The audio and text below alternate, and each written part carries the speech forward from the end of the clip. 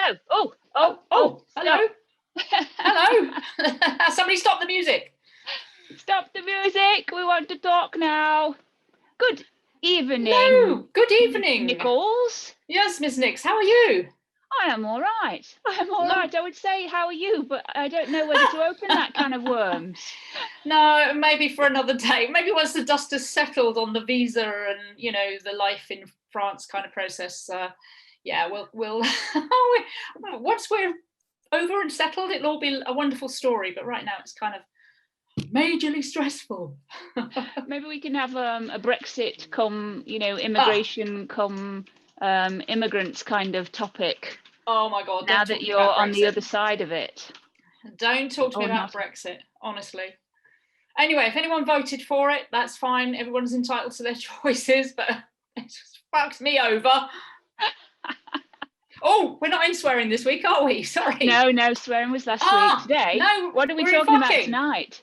Well, I suppose we are, yeah. We can swear. Some of it, I don't know.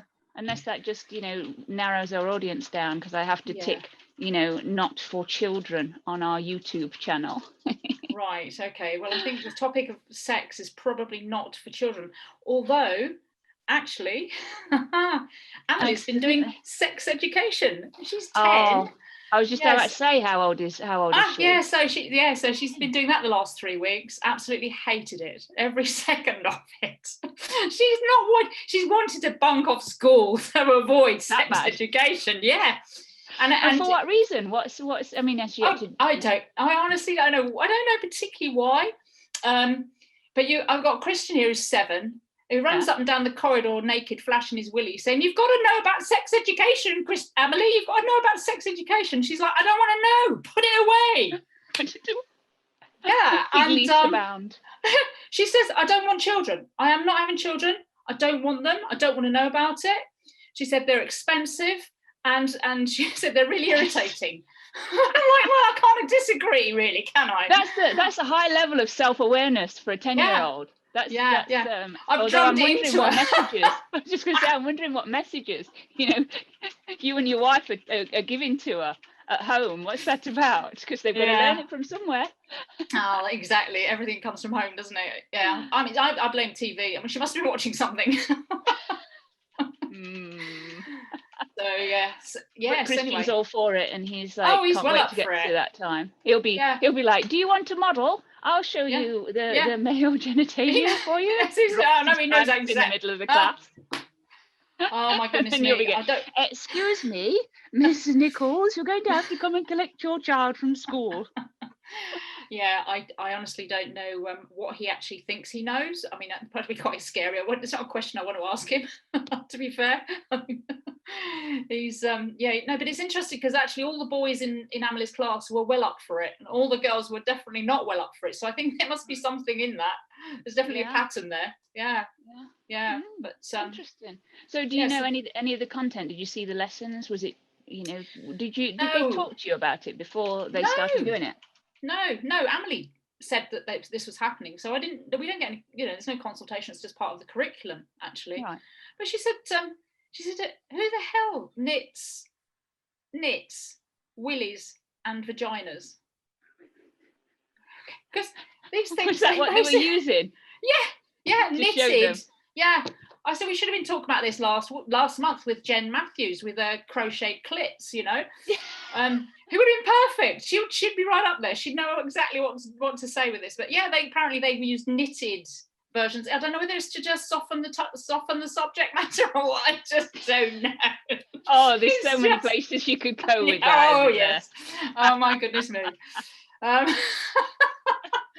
Yeah. No, maybe it's good. I can't remember when I did sex education. Obviously, the curriculum's changed immensely because we're talking a couple of decades.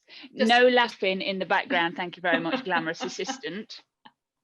And we're not even going to go to when I last did sex education. First did sex education. I can't even remember it. I don't think we did. it. I mean, I think there's a lot to be said for it early on, but I wonder if relationships should come before the sex. I mean, have they had relationship talks and such about the various different, varieties that there are? Yes, they do. They do cover that actually, and they have covered that. And and of course we were an exemplar of a different type of relationship in a small village school. Yeah, which is actually quite handy, to, you know, because it's helps that class and the school kind of have real live examples of living with same-sex parents. Which, so did you have to go in and do a little talk about? No, we didn't. Emily does all the talking. She's really good at it. Yeah. Yeah. I'd be wondering what she was saying though, considering she's coming saying children are expensive. That's what my parents say. Yeah, no, I mean, but no, when she was little, I mean, she has stopped doing this now, but when she was little, it didn't matter which Tesco, Sainsbury's, whatever, we'd get to the till, and if both Moo and I were shopping, she'd announce to the person doing the checking out, my mum's a lesbians. That would be her opening comment. And I'm like, How old was she at this point? 5. And this went on honestly, this went on till it must be about 8, 9. She was just still announcing to them. Okay, come on, child. I mean, you know, one shouldn't be embarrassed about it, and that's probably partly my age as well. But you know, not everybody announces their parental relationship at the Tesco's till. You know, it's like we're here for the checking out of the food, Emily. You know, another bottle of wine, please. Where's the gin?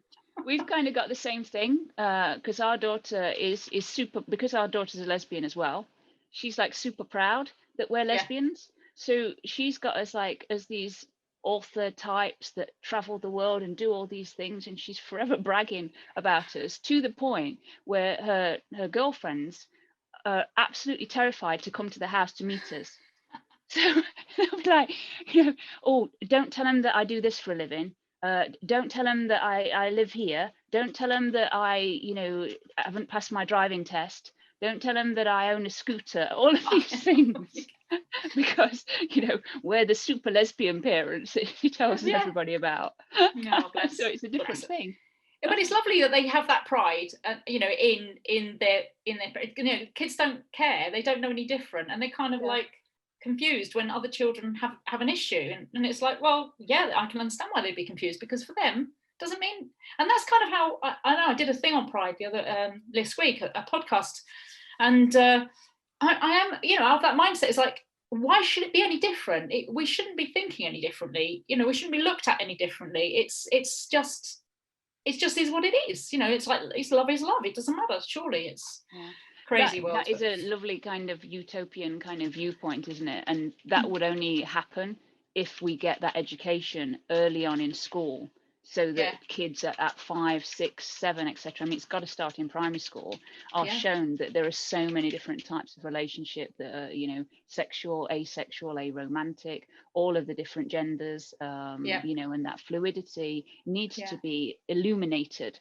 at an early age, so that people can, so that the kids can just grow up with it and get rid of these attitudes that have come from their naughty parents. So what naughty things, you know, are you passing on to your kids? Yeah, God, I dread to think, but it will come back. It always comes flying back, and you just got to duck when it comes in. But no, but I mean, you know, there's other things as well. There's a lady at school with her and her husband that have got 8 children, and that's frowned upon. I mean, it's two different marriages. They've sort of had 2 each in their marriages and 4 of their own together. I'm like, I'm saying, did you not learn a lesson here? I mean, I'm thinking, Christ, how do you manage that? You know, you're trying to make a football team. I get the process. I know how the process works, but like, I mean, where's life within that? I just don't understand. And this woman works, bless her, as well. And I'm like, how do you do that? She just had number 8 recently. Yeah, but again, there's prejudice against the family because there are so many of them, and that's not. It just sits outside the norm, doesn't it? Of expected kind of 2.4. Yeah, or whatever. It's gone down, is it? It's gone down. Probably gone down. Yeah. So, I'm content with 1, thank you very much. And mine's you know, like grown up, and that's bless her. She's enough trouble. I couldn't even imagine bringing like a little human into the world and bringing them up. It's just, goodness me. I've just been reminded by my glamorous assistant that if you have any questions or comments on sex, and or talking to your kids about sex, which we seem to have gone into, please you know, pop them in the little box and talk to us and tell us what your experience is. But anyway, we've got two guests as well coming on, haven't we? Yes, absolutely. Yes. We've got Casey Look joining us from over in America. So, Ooh, is that our first exciting. American? It is In our first, America. well, it's the first American in America because In America. obviously Julie Yes. Cohen Yes. is American living in England and also in the process of trying to get her citizenship. So she's experiencing what you're experiencing from a different perspective. Yeah. So Casey Look's joining us. She's going to talk a Awesome. little bit about the iReadIndies, and obviously we're going to grill her about celebrity sex and things like that. I don't know why celebrity sex, but that's no, I don't either. But it sounds good. Yeah, absolutely. And then we've got debut author, or soon to be debut author, hopefully, AJ Mason. Good. AJ's done a couple of short stories in the Lesfic Eclectic anthologies, and she's just working on her final edits for a space opera super story type thing. Oh, that sounds fun. Yeah, space absolutely. opera. Yeah. So celebrity sex, who would be your dream celebrity sex partner? And I'm not saying like now, like at whatever age you are that we're not going to mention because we don't talk about age, but say in your early 20s or early 30s when you knew what you were doing. Not that I'm casting aspersions on, I like that word. That's my mum's word. I do know that the real word is aspersions, but my mum says nasturtiums and I love it. So I use stick that with word. it. So, keep it flowery. I'm not casting nasturtions on your sexual prowess in your 20s. But just, I'll let you answer the question. Finally. Do you know what? We haven't spoken since the last time we did this. So I think this is a bit cruel after the week and a half. But last 2 weeks I've had at least. I'm trying to take your mind off it. Oh, celebrities. Do you know what? Honestly, I'm not into celebrities. I don't even know any. In terms of, I'm hopeless with names. The only name that comes to mind is Ellen DeGeneres. So actually, that's the only celebrity I know. I mean, I hear of other people having kind of crushes on film stars and things like that. Honestly, I don't. I think I must fit a different label. I must have one of those other sub labels going on in my brain. Even what about from when you were younger? What about when you were younger then? Nothing even as a kid, like in your teens. No music stars or anything like that. No. Stars. Oh no. I mean, anyone probably knows I do have a bit of a love affair with Joan Baez. All right. Yeah, no, I mean, just amazing. And actually Barbara Streisand as well, but from a voice perspective with Barbara Streisand, not any other. Yeah, I think probably, I mean, if Joan Baez was like a bit younger as well, because she's 70. She's probably 80 now, bless her, right. 79. So actually, if back in the heyday, then for both of us, with her heyday being a little bit earlier than mine, we might have. I'm like probably not an age gap romance kind of. Women are supposed to reach their sexual peak in their 40s, aren't they? Are they? Must sail through that. Yeah. I must have missed. Did I blink? I must have blinked and missed that one. Good heavens! Honestly, I feel like sat in this. I think I've been like a mushroom, sat in the dark all my life. Yeah, but anyway, come on, turn the tables. What about you? Where is it? Who is it? I think you've got a list, haven't you? You're the sort of person who's got a list. No, I haven't got a list. But my enduring one, if anybody kind of has asked, probably since my early 20s, mid 20s, has been Sharon Stone. Oh, really? For all manner of reasons, because she's also like a Mensa IQ, so she's got the super brain to go with she's the whole package. She's very impressive. I like her lots. Apparently Joan Baez, he's 80. There you go. Yes. Christ, I thought she'd actually texted into us. I thought she was a fucking message for us. yeah, Joan says I'm 80. Hey, Joan. Hi. Love it. Still love you. I love your fiction. Call me. Yeah. Nancy Lee shares that crush with you. So, yeah. Good. So on that note, let's slipped into our lovely multi-flagged, rainbow flagged room and admit AJ Mason, shall we? And see who who's AJ's icon. Yes. Let's have a go with this. AJ. Oh, and that's I recognise that as Berlin. I'm going to go with. Oh, and there's AJ. Hey. Hi guys. Hi. Good evening. How are you doing? I am You are doing fine. doing fine. Excellent. There was I'm having I just had a massive lag thing happen. Oh, okay. Yeah, it's funny, we did as well, actually. Like you are. Yeah. Fill in the blanks. Oh, bless. We're having a new game. Blankety blank. We're going to throw you straight in with the question. We're going to just, ignore all the introduction stuff. We'll come back to that. And we're going to throw in straight away with who would your dream celebrity, like sexual person be? Or, a crush you had earlier? Because obviously you don't want to upset anybody else. I was thinking Isabella Rossellini was class, isn't it? Really, bit of class. Yeah. And trying to think. I can't think of the actress's name. The Cagney from Cagney and Lacey, but that's a real classic, isn't it? Cagney was the blonde, wasn't she? Yeah. Yeah, I thought she was quite nice as well, I have to admit. Very good. Yeah. And anybody now? I think it's very difficult. You're too busy with Lee, aren't you? Oh, well, she's a handful. You better be careful because she's listening in, I'm sure. But it's difficult to find modern icons, I think. Whether it's music or cinema. Okay. And I think that's I find that quite difficult. But it was interesting you talking about Joan Baez, which I have the sci-fi link for you with Joan Baez. Tell us. Because what I think of Joan Baez for, I mean, apart from Bob Dylan, is Silent Running, because she did the theme music for Silent Running, and that's a killer track. Emma, if you ever listen to that, then have a listen to it. I will do, thank you. Yeah.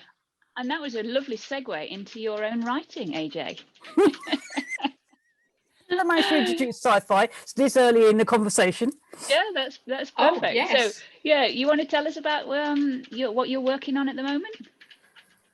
Yeah, well, I mean, it's a space opera. It's a little love triangle going on. I've got a fugitive on the run. He's got herself a Han Solo type girlfriend, and she's being pursued by a psychopathic bit of royalty who has got lots of different reasons why she wants to get her hands on her, but is quite prepared to kill everybody in her path in order to get her hands on her again. So yeah, it's just following the path of the Queen and the path of Rose, who's my main protagonist, as they try and sort through all the issues that face them, actually, which are in fact many and varied. Yeah, absolutely. And I managed to get through the entire book without writing a single sex scene, which I'm very proud of. And how close are you was that to deliberate finishing choice? that? Absolutely, because basically I'm seriously useless at writing them. So I've got a deal going with Lee that if for any reason there is a requirement, there is a bit in a plot that doesn't feel like it's crowbarred in, then she's going to write them for you. Yeah, I'm subcontracting it. I like that idea. I can see the cover jacket at the moment, like, AJ Mason with Sex by Lee Haven.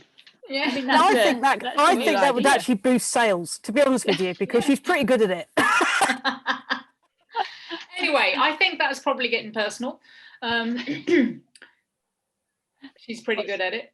Yeah. Oh yeah, sorry, we both missed that one. Oh, that's all right. No, it's not very good of us. We're not, not up to your speed of humour today, unfortunately. But no, I was going to say, sometimes actually the if you can get all the kind of the stuff up front and create the atmosphere and the environment, then you can cut to black and it still works. So I think you don't necessarily need I'm much more comfortable with intimacy. So there was definitely a scene in the book, which if I'd been a different kind of writer, the camera would have stayed on. but I'm not that kind of writer. So yeah, Mm. the camera withdrew and just left them in a very sort of nice, intimate moment. And I don't think it lost anything from that. If having edited the first version of it, I don't think, if I'd have thought there was the need to see the sex, then I would have made you write the sex, or rather I would have contacted Lee and said, can you write the sex scene for AJ? I mean, it's not that I haven't given these things a go, but and this is actually the feedback I had from Lee. It was very much like reading a Haynes manual. In fact, the pictures would have been useful in order for her to make sense of what it was that she was having to read. Evie Bancroft says you're a wimp for not writing the sex. I'm just so bad at it.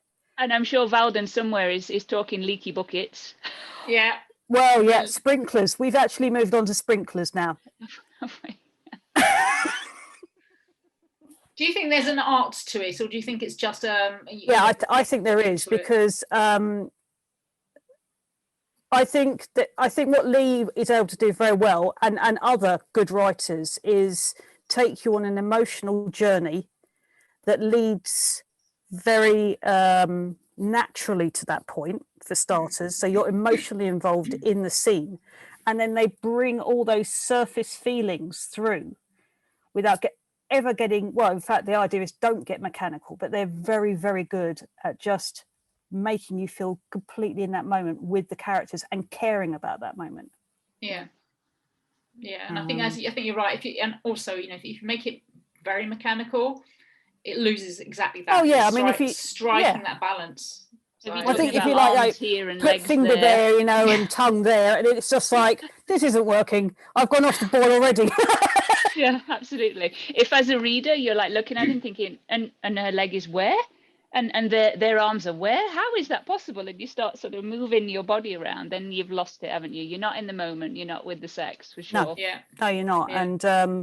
Yeah. And I've just come to understand, at the moment at least, in my sort of learning curve when it comes to writing, because it's something that's very new to me. I'm just not there yet. I'm not there yet. I'm confident to do it. And as Robin said, I think absolutely, totally, there are great authors out there, other great authors out there who do not put sex in their books. They cut to black, and it works perfectly. It's not needed, and gratuitous sex doesn't work, as we know. We've probably read plenty of it ourselves. I think, in fact, it's appalling when it happens. When you spot and you sort of think, oh, there was something in the contract that said they had to put so many sex scenes in, and this is just one of them, isn't it? Yeah, exactly. Yeah. And that's what your suspicion is, and I think it's also why I enjoy. I mean, I honestly couldn't write romance. Because I understand that there would be that expectation, and I can't do it. And that's one of the reasons I enjoy writing sci-fi, is because it gives me the freedom to do what I do want to do, which is explore the human condition without having to get wrapped up in it. Without exploring the human. Without exploring the human, yes, absolutely. Absolutely. Okay, hold that thought. Because we've brought Lee into this so much, we're going to, and apparently she would like to hide somewhere and never come out again. So she might not be joining us on the show in a couple of weeks. So we're going to go to your Chatterball challenge, which I have to say, I mean, you did a great job, AJ, but Lee's commentary, I mean, let's just play the reel and go for it. Are you ready for this? Right, let's see how we get on. Okay. So back and drift. No, you are spinning, not drifting. You can be a bad driver. You can go down the center line and just try to do slalom around the center line. Oh, okay. Little slaloms. Yes. Little slaloms. Thank you, Little Lee. slaloms around the center line works pretty well. Oh yeah. We like it a lot. I think so. Pay attention. There's traffic coming on at some point. Okay. Yeah, and there's a that's a big car. Yeah. Start on the road again. Oh dear. Oh, that did more. Just take it into reverse. Oh yeah, right. Careful, don't hit the side of the road. Oh my lord. Oh my god, this car. Yeah, I know. I'm saying nothing. There's no need to say anything, is there? Okay, now for the scoring round. Pay attention.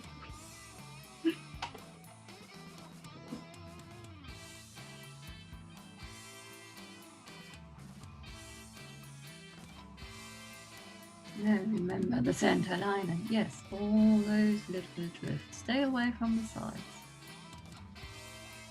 Sounds like a school teacher.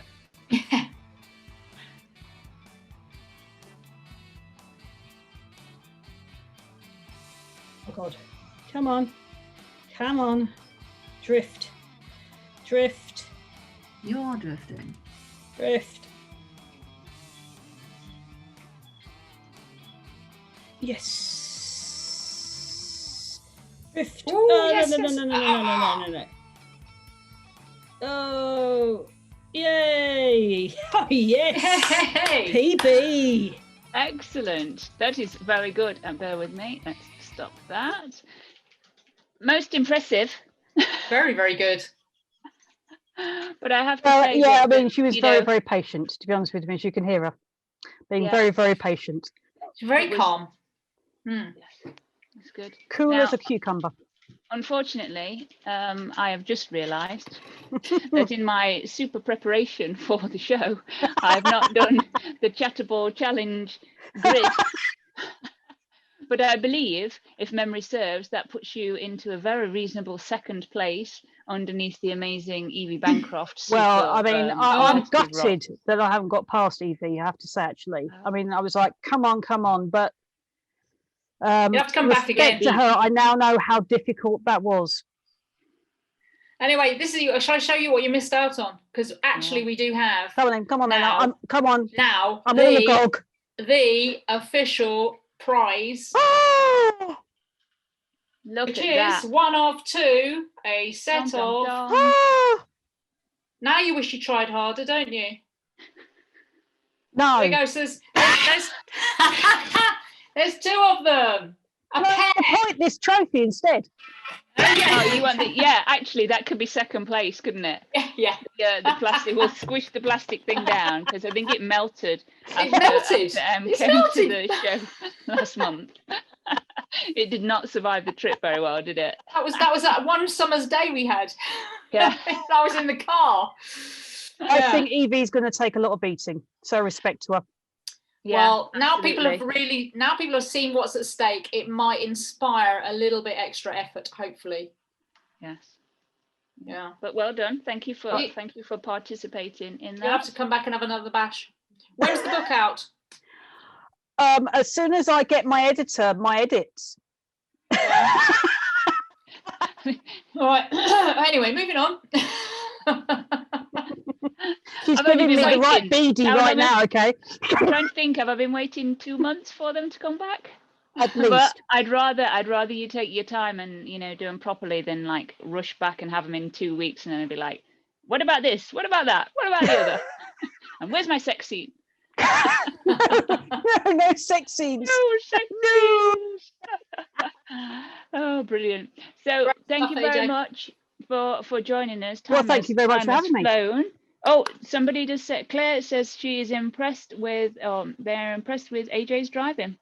And Yes. somebody else wants to know where the inflatable trophy is. I Two people want to know where the inflatable trophy is. They're not impressed. Yeah. was worried about the Exactly. inflatable trophy last time, actually, I'll be honest We're with worried you. about its safety. How's that going, Emma? Yeah. No, it died in the Okay. car. So, I've got to find another one, a replacement.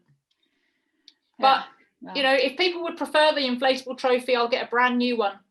Yeah, Right. and I'll have the bookends. And, Well, we'll share the bookends. the inflatable, the not very inflated trophy should go to the person in final place. So Valden's on for it. Yes, indeed. The flat trophy.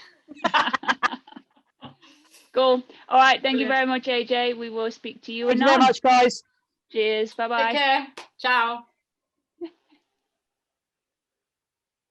You got to love that commentary. I Yes. mean, the pay attention.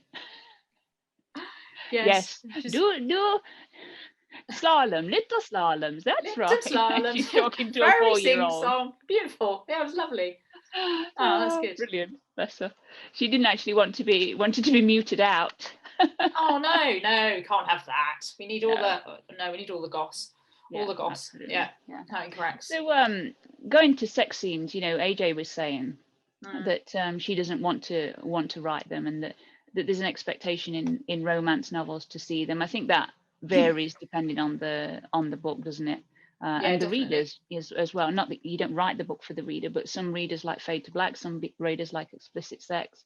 Explicit sex tends to be more for your erotic novels rather than just your romance. But what about you? I mean, you obviously Elodie was quite explicit, wasn't it?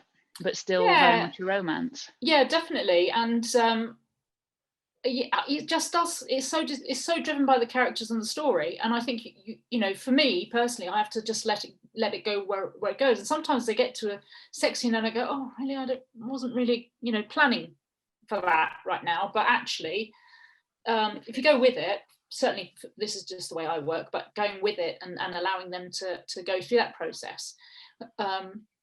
I think works, but if it's just because it's a romance doesn't mean it needs a lot of sex scenes or any. I have written where there aren't any. So it's I don't know whether there's an expectation. I think there might be with certain audience an expectation because that's what they're either used to or want in their reading. But I think I kind of like to keep it kind of mellow, to be honest with you, more the more emotional, the softer side, and create the environment and the atmosphere, and then yes, if there's sex in it, there's sex in it, and varied as well, because I think it has to flow with the scene and what's happening. So it's not always the same kind of sex in the same kind of place, doing the same kind of thing. I think otherwise that would be very much just, oh well, I'll cut that paragraph out of the last book and stick it in that one. You can't do that. You really can't do that. And I think that's like paint by numbers writing, isn't it? Where if you sort of think, oh right, okay, I've got two characters, they're getting together, I must have sex at this point and this point and this point. I think. What about you though? Because you write different subgenres, slightly genre within the lesbian fiction world, don't you? So and certainly with adventure, and you've got romance within the adventure. You've written romance as well, just separately. I mean, how does that work for you with your sex scenes? It's very much about what the character and the story needs. So in terms of an adventure, and like with the Golden Trinity, they were in the rainforest. So there's not much chance to crack out the candles and the wine bottles and have a nice romantic thing there. So there was a couple of kind of hit and miss or near misses with kisses and such, and then the arrows flying around, and suddenly it was done. And I think there was a short sex scene in the book that happened it was in the middle of the night, basically, up against a tree.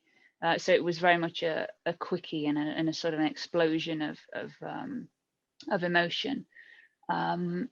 Never Enough, which was it was written from 3 points of view. You'd got a movie star who was a very sexual person, and then you'd got the journalist, and then the third protagonist was your not serial killer, sorry, she was your gang leader, who was a very, very sexual person and used sex for control.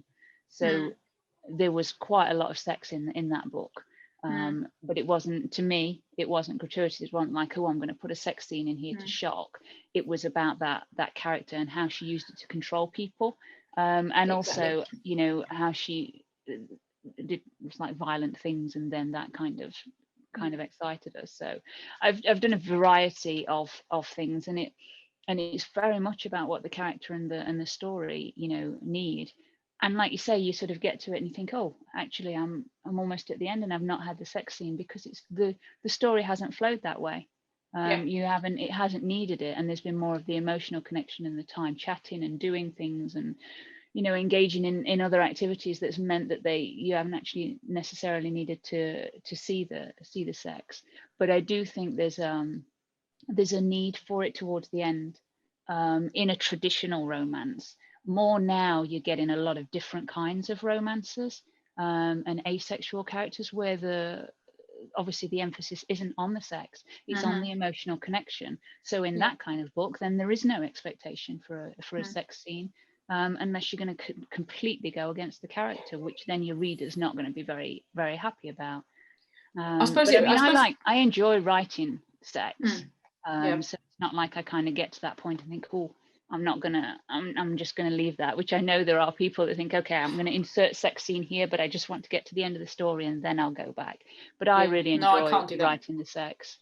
And because to me, well, to anybody, the sex scenes in a romance, the difference between those and porn is that emotional connection. And because it deepens through the sex, to me, you've got to write it linear.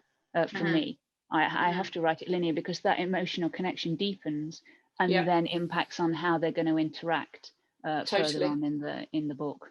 For sure. Yeah, and those sex scenes evolving as well. So there's the depth of those sex scenes evolve, or the type of sex they're engaging in changes as a function of that development of that relationship as well. I also think it's probably linked in to society's attitude towards sex as well now, whereas if you go back to kind of when I was reading Barbara Cartland, I wasn't reading Barbara Cartland, but I was reading Catherine Cookson, which was a bit more hardcore in that sense. But I was a Jackie Collins girl myself. Oh yeah, there's even more. Yeah, but if you go back to kind of that I mean, they didn't kiss till last page, and that was the style that was expected for the majority of the population reading. So yes, the expectation is, in real life, would people have sex earlier in their engaging in their relationship? And the answer is probably yes, without any shadow of a doubt. They're engaging in sexual intercourse before or earlier than they would have done previously. We don't court people for 2-3 years and we haven't kissed. No, maybe not. It's not going to necessarily work in reality now. So I suppose we kind of replicating reality as well in that. So it's not necessarily expectation, but reality. But it does have to fit the storyline without a shadow of a doubt. Glamorous Assistant has just passed it that there's lots of comments going on with, I think that says apples, cherries, peaches, chocolate, grapes. I'm going to look forward to reading the comments on this one, because I'm not sure what people are saying about peaches and cherries and apples. People were liking was it like sort of 9.5 weeks or whatever it was with the food from the fridge. In the fridge, yeah. Ice I remember cubes, that scene.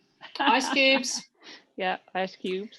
So Casey Look is in our little flagged waiting room. So shall we admit Casey and see what Casey has to say about writing sex and cherries and peaches and apples? And who her icon Apples are an interesting one. I mean, is that like chopped up into segments? Hello, Casey, look. Hello. Well, actually, hello. Can you hear me? We can hear you. We can see you. It's all glorious Technicolor, and we're loving that. Is that pineapples? Pineapples weren't mentioned. Yeah, you like. We've just had lots of fruit mentioned in relation to sex, but pineapples, I can imagine they could be a little bit prickly. Yeah, we could starting to talk S&M if we get into pineapples, I feel. But you were talking about apples, and just to finish on the apples, there's a ritual in one of the countries I was reading about where the woman sticks sliced apples under her armpit and walks around with it for a day, and then they give it to the man, and the man has to eat it, and that's a demonstration of his commitment to their relationship. I could think of better ways of committing, to be honest with you. I can committed if I was doing that, but yeah. But I'm glad. Am I glad that you said that she put some in her armpit? I don't know. You started that sentence, and I was like, "Oh, where's she going to put the apples?" Yeah. Oh, so Casey, we're going to start you off straight away with who would your dream celebrity sex person be? Like now, or 20 years ago, whenever. Well, it would be Scarlett Johansson. Scarlett Johansson. Is how she says her name. Yes, the superhero. I dig the outfits, and I am a sucker for hot blondes with long hair. So definitely my favorite top pick. But I like sophisticated women too. I like Helen Mirren. She really does it for me. Yeah. Very She's sexy. classy. Got her shit together. Yeah. So Yeah. those are a combination of those two would be perfect, actually. I love her in Red and Red 2. Yes. I think she's fantastic in those. Yes. Yeah. Really, really good. Have you seen those? No. Oh, that's, you see, your Oh, my world is very movie narrow. education needs to continue. Yeah, Red and it's a Red great 2, movie. they're brilliant. They're worth Right. watching just for Helen Mirren. She's Yeah. Well, fabulous. I love Helen Mirren. So yeah, I'll jot those down.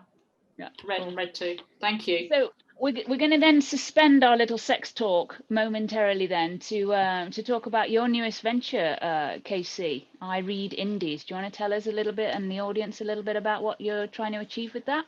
Yeah. I'm still trying to figure out what I'm trying to achieve, but it is a group of self-published independent authors. And I asked a bunch of them if they wanted to get together and kind of collaborate and share resources and share marketing. And it's been amazing. I started off with just a dozen, and now we have over 100. And Wow.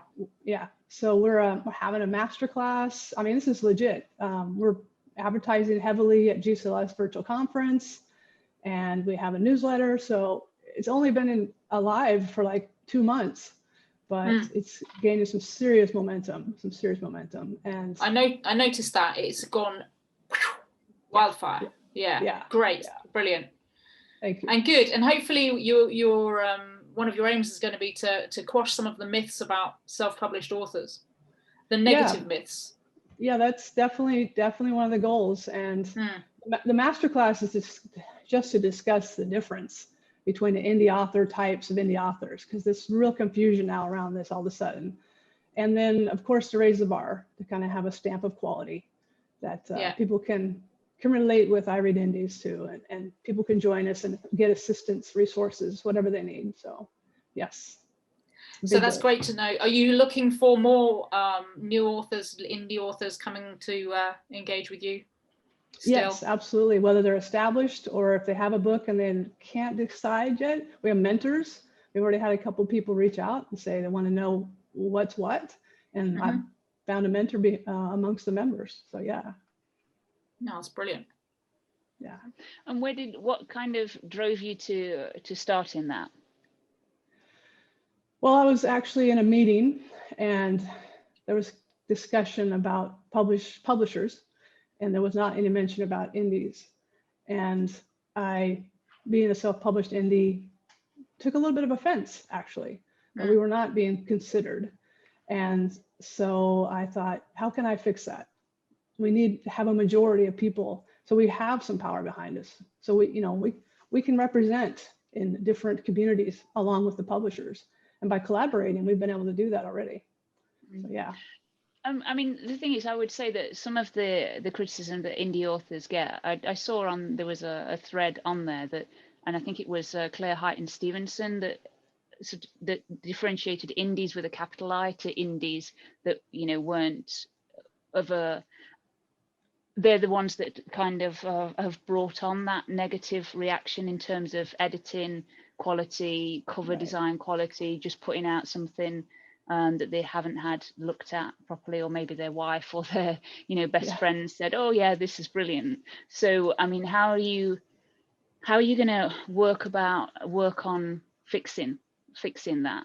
And are there any entry qualifications that your indie authors have to do to become part of that, so you can bust those myths legitimately?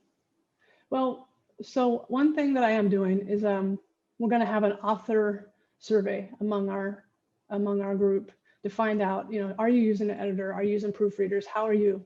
Because there's all level in the group right now. We have some, as you know, people like yourself who are really well established, sold a bunch of books, and we have some people that are just getting ready to publish. And those are the people that we're really focusing on is maybe one book out. I mean, I'll be honest, my first book out, I didn't use an editor. I didn't.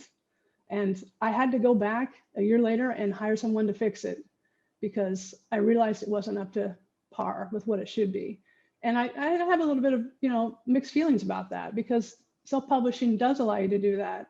And I was able to splash on the screen by having a decent cover and a decent story. But again, there was that stigma around my work that I really wanted to fix. And I hope we can get that feeling into the hearts of new indies that, hey, you need an editor. You want to put out your best work, and then you'll catch fire and everyone will want to read it. So, I mean, to be fair, you had published, was it 9 or 10 books before, you came to us? Yeah, no, I had published, I think it was, it was 9. I think it was published 9 books without formal editing. And without having, I don't have beta readers either. So I'm not a big beta reader. So, and I'm not saying that's right at all. And I got lucky insofar as, the stories obviously kept people engaged, and it's worked from that perspective. But I apologize to any of the experts out there reading from a literary perspective, because no, it wasn't written from, with having those skills in mind. But I'm enjoying writing far more for being able to take on the services professionally. And I'm not embarrassed to say I'm writing, Robin is editing, but it's a coaching edit. It's not just what I call more of a tick box editing, which actually is what happens when sometimes friends take on the work or whatever. It's done with a professional editor who adds a lot more than that. Right, you can she's here, but it's I mean, and you have, obviously as an indie, you're striking that balance, aren't you, with wanting to earn money in order to pay for these services, because it's a big challenge to put your first book out, because you have to think about pricing. You're not an unknown author, and my pricing was low when I went out, and I got very, very lucky, with my first book, and it's gone from strength to strength from there. So that was great for me. That's not everybody's experience. If you go price too high, which actually can often happen if you go through a publishing house, because you have no control of pricing. So you've got somebody who potentially is a very good writer, but their first book is priced at $8.99 on Kindle. Well, and you're not on KU. Well, I'm sorry, with the best respect in the world, you could be the best writer in the world and you're not going to get read. Okay, because we have to cater for the biggest audience in the world, which is the American audience. I'm British and I love the British people, but we have the big American audience who love this work, and they read a lot through KU. And KU, if I hadn't had KU, I would not have been as successful as I have been. And the great thing about KU, I love it, is because people can put the book down if they don't like it, and that's fair. And I know there's some people, there's some ways to scam the system and all that kind of thing. You have to put that to one side. I think if people are reading your book or not. And if they're reading your book, it's because they like it. And then you've got to work on your skill and your craft. You can work that alongside as well, But I think the standards are going up. Yes. And, there are more and more very well written authors now hitting KU. And that's great. It's great for us as an industry. It's great for us as writers. It's great for readers.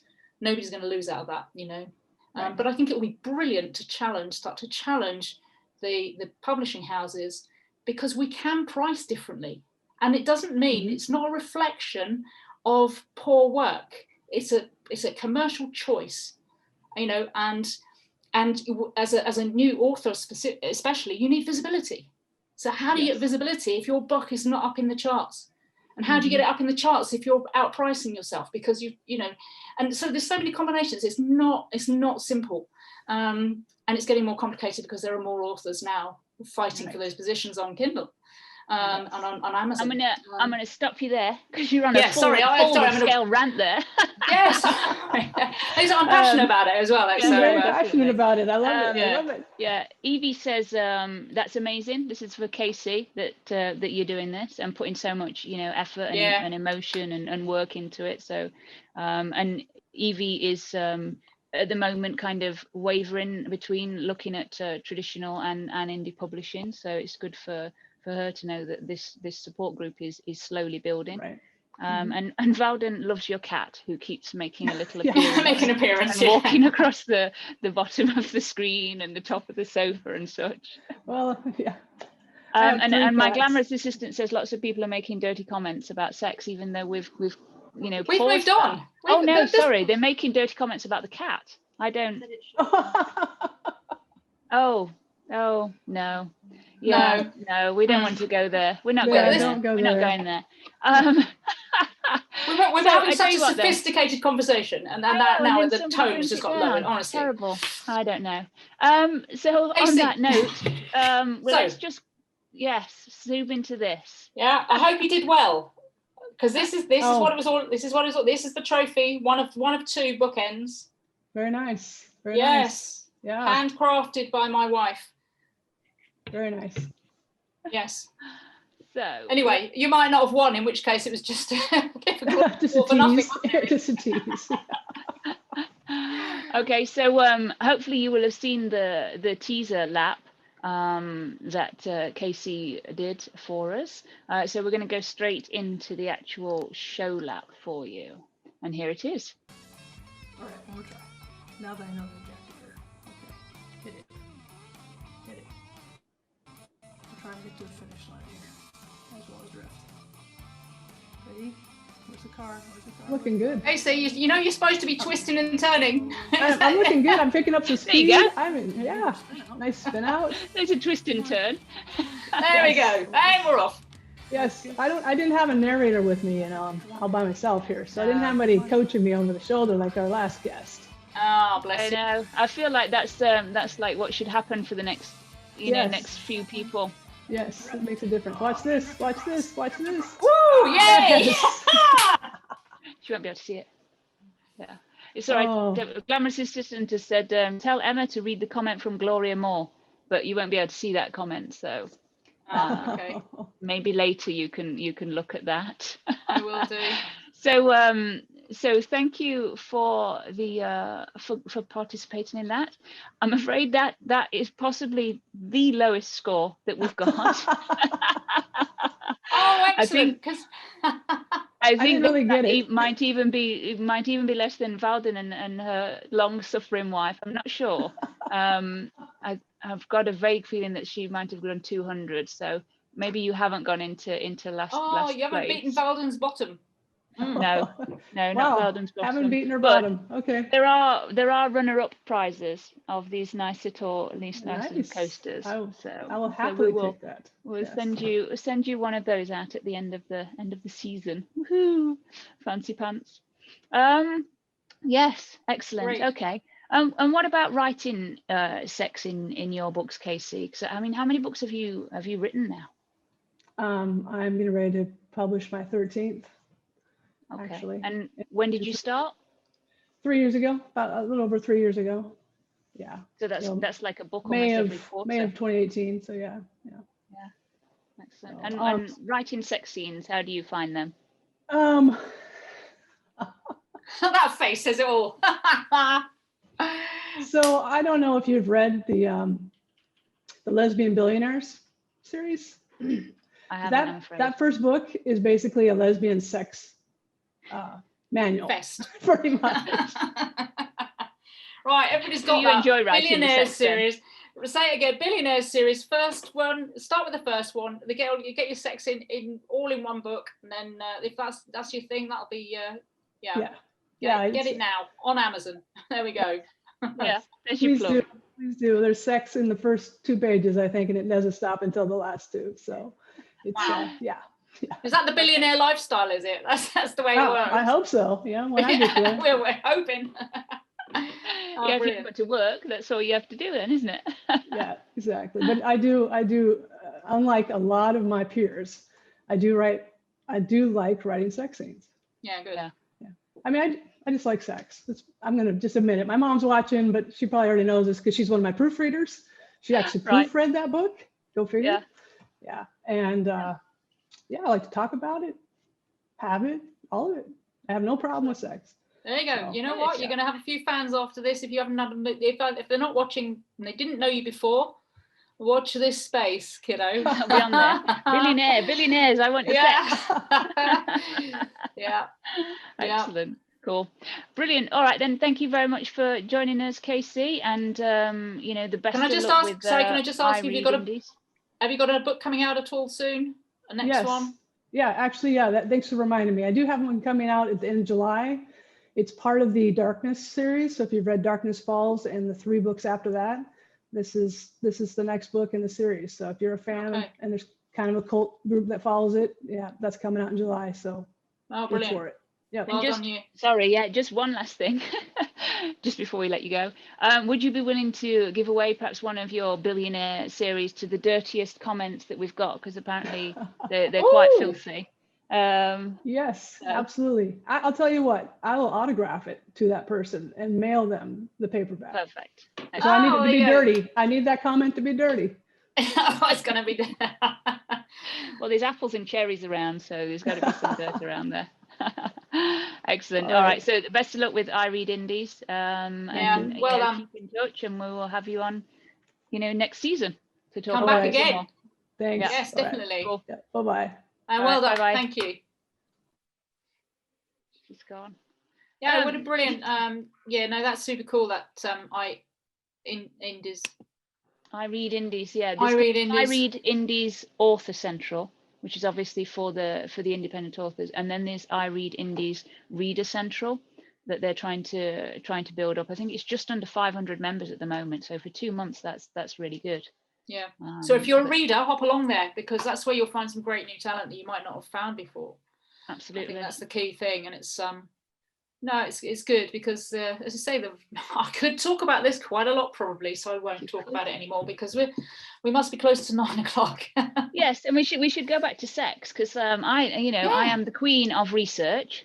So I did a little bit of research. I've got this one. I found that lesbian women between the ages of 18 to 24 masturbate the most.